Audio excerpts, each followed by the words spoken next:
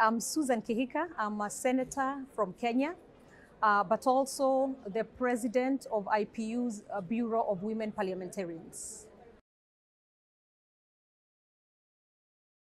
Some of the barriers that affect women getting into parliament in Kenya are first resources and just finances, because it's extremely expensive just running for office. And also the way our traditional processes have been set up, women tend not to own, say, income generating enterprises and all that sort of stuff, so that when it comes to running for elections or for office, they don't have the money or the resources to be able to compete as competitively as with the men. Some of the other barriers sometimes have to do with violence against women. We have a lot of sustained violence against women, and especially around campaign time. And what this does is, one, it first makes it hard for very good talent. They feel intimidated and they don't want to go through it, they don't want to experience it, and so they don't offer themselves up for office. And those who do are also so intimidated, or there's so much violence that they sort of just cower and drop off. And that really affects our numbers in parliament. In addition to that, our customs, our traditions, and maybe culture, women have not always been viewed as the rightful people in that office of leadership, so to speak. So it's taking quite some time for us as women leaders, women parliamentarians, to be able to convince the communities that we are as capable as the men, if not more. We are as capable as the men in serving in those leadership positions, because we also serve as leaders in the church, in school, and everywhere else. So it shouldn't be any different in the political offices. Some of the other challenges also are media reporting, for example. The media tends to be very biased when it comes to reporting on women parliamentarians.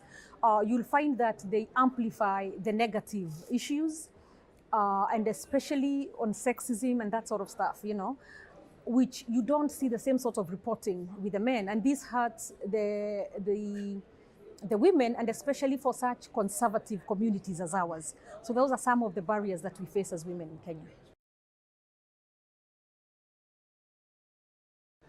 So what we could probably do as legislators is, one, maybe make sure that the women are capacity built when they come into office, because a lot of the times you find that, and maybe I pick back a bit on the challenges, is when the women come in, they don't have the confidence as the men who've been elected for a term and another, so they sort of get intimidated and are not able to really participate in the House or in the committees. So if we make sure that there's capacity building, then they'll be able to be at par or even better with the men, or at least give them confidence to be able to bring to the table what they already have in them.